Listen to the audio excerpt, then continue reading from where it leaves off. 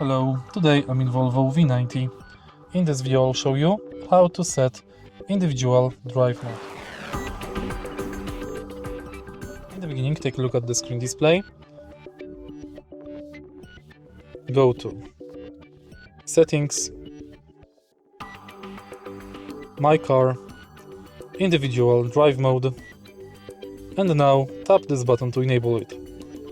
Next, you can change preset between Eco, Comfort, Dynamic, or you can manually set driver display, steering force, powertrain characteristic, brake characteristic, Eco Climate, and Start Stop.